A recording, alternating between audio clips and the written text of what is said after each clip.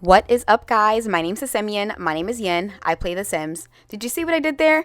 Alright, guys, so today's video we're going to be talking about a speculation that might have the color wheel coming soon to The Sims 4. Again, this is all speculation, but we'll get into that in just a second. And then we are going to get into what the next two kits could be as the roadmap wears down to June.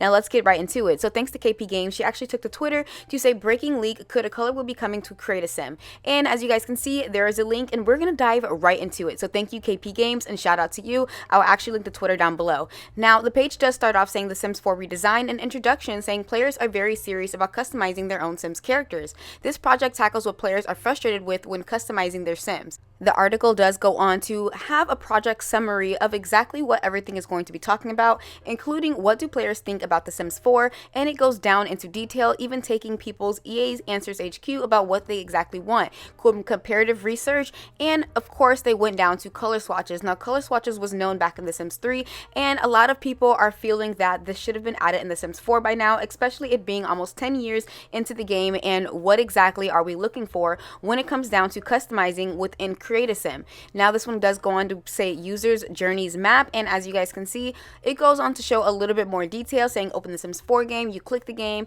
you answer random questions about yourself, and you start your style, your Sims face and your hair, and you put makeup on your Sims, and it's basically just going through the whole Create a Sim process. Now again, with all this being said, go ahead and comment down below how you guys feel about this, and do you guys feel like it's necessary to have a color wheel? I'm gonna put my thoughts and opinions in just a second, but I do want to go on to see this concept A and concept B that has me thinking that this just might happen within the next year of The Sims 4. We do know that The Sims 4 has a long ways to go, even though the Project Renee, and which we'll get into in just a bit, has a very much while to be released. Now, as you guys can see, concept A says this is how we can do it, or concept B is stating like with a double click a color from swatch, a same range color palette pops up.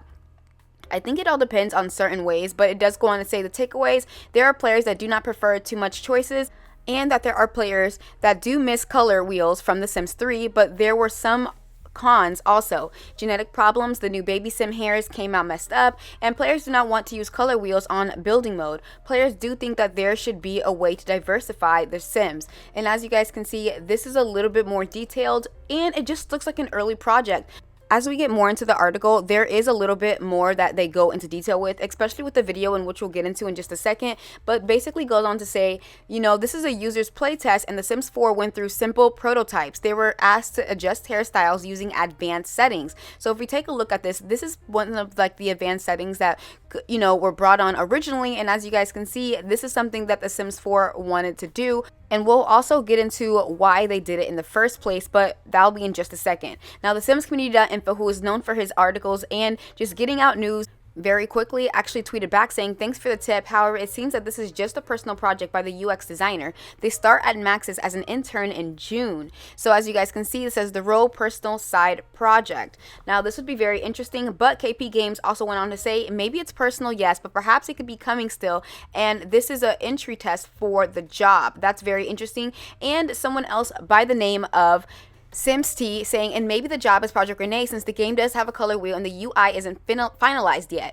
Now, as you guys see, this is a little leak that happened with Project Renee back a couple of months ago when the testers were supposed to be doing their job, and someone actually leaked it and it went all over Twitter. A lot of users were mad. Some people said that they wanted to be surprised with this whole thing when Sims 5 came out, while others were very curious and was quick to shut it down, stating that some of these items looked reused. Now, of course, they did say this is very, very, very, very, very early concepts, and that The Sims 5 has a long way to go before we even get it released. I'm thinking it's going to be around 2027, but you guys can let me know your opinions down below. They did say that Sims 4 has many more years to come, and we do know that since they said many more years to come, we just know that there is not going to be any news with Project Renee regarding release. Now, I did want to get into the fact that with the whole color wheel, the reason that color wheel was even a thought about is because of the whole skin tones update. When the skin tones update happened, a lot of people felt that they should have just added color wheels along with this, and then again, it was once again a missed opportunity within The Sims 4.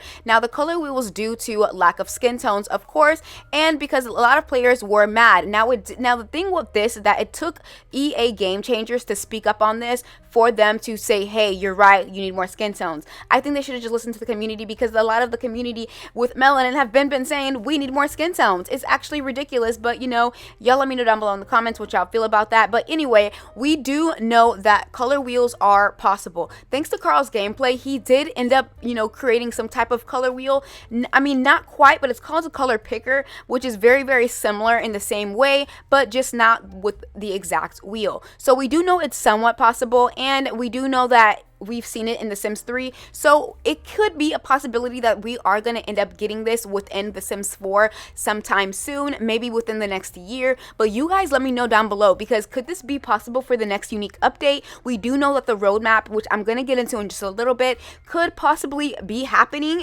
I don't know. It's a very, very, very far reach. Again, you guys know I love speculating and I love getting into speculations. So I don't know, this could be a great thing. This could be, maybe just like someone said, it could all just be like not even anything serious, and that this could just be a project to get them onto the team, or it could very well be a part of The Sims 5 that's coming soon. So again, I would love to hear your opinions down below, and would you guys be interested in a color wheel, or do you guys think that's just way too many choices when it comes down to create a sim, and that you'd rather just have it how it already is? My personal opinion is I wouldn't mind a color wheel. I think it just adds to, but I feel like if they do a color wheel, they have to go big or go home, and they'd have to include that in build and buy as well. I don't know, y'all let me know down below in the comments what y'all feel about that. But I did want to get into the very next topic, and we're going to be talking about what the 2 next kits are going to be. Now, we do know The Sims actually took to Twitter to announce their roadmap, stating that we are going to be getting 4 new and unique kits, and plus a hot new update. Now, we did already get the 2 unique kits, which I'm going to get into in just a second, but I do want to quickly state the hot update. What is going to be the hot update? A lot of people, like, this is, time is ticking. June is right around the corner, so I'm very curious as to what it could possibly be, but we're going to get into that in just a second. We do know the latest 2 kits to come out was going to be the Greenhouse Haven kit and the Basement Treasures kit. Now, although both of them had their controversies, a lot of people felt some kind of way towards each one, as the Greenhouse Haven kit looked very promising within the little screen trailer that they did show us, and so did the Basement Treasures kit. A lot of people got really excited because there was a brand new design that came with these new kits. So again, I'm very curious to hear your opinions down below about this. Now, with the Basement Treasures kit, and which we'll get into in just a second, the Greenhouse Haven kit actually got a lot of backlash for it not being so functional when it came down to a kit. A lot of people wanted gameplay kits, and the gardening stand didn't even have, it wasn't able to be functional, and of course we left it up to the CC creators. Now, with the Basement kit, a lot of people found this great, but again, it wasn't functional with a lot of the TV items, as well as the mattress having a missed opportunity in which it could be a bed. Now, we do know that the Sims 4 actually took to Twitter to say that they are now letting us decide on the next Create a Sim and Build kit, and for voting, and it's just insane that they're trying to do this knowing that we want more function, and that they're still giving us Create a Sim or Build mode. It does look like kits are going one route and one route only, and that's for Build and Buy or Create a Sim. I do not feel like kits are going to be functional anytime soon, and I think they're just going to leave that up to stuff packs, and we might have a recovery of stuff packs coming sometime later this year. Now, these kits did come with rainbow core or gothic core, and then we did have futuristic or medieval. Now, of course, I did vote gothic because I feel like we do need more personality when it comes down to The Sims 4, and with the whole futurism, I feel like, I mean, come on, apocalyptic, I'm here for it, but a lot of people are wondering how they're going to fit these really cool build items into just kits. A lot of people are like, these could be stuff packs or game packs where we could have multiple different things, and they're just wondering how they're going to put 15 items or less into a pack that involves something that could be so big, and it's just more like go big or go home when it comes down to kits. Now, kits originally were supposed to be these cute little things that came out, and although some people feel some kind of way in saying, hey, I really do like kits, a lot of other people feel that it's just a waste of time and it's very microtransactioned. Again, I'm curious to hear your opinions on kits. I'm personally a little sick of them. I do think they went a little too far when it came down to kits. They did say kits was not going to interrupt any other, game packs or stuff packs or just expansion packs in general, but I beg to differ, with 21 packs totaling since the latest 2 has dropped.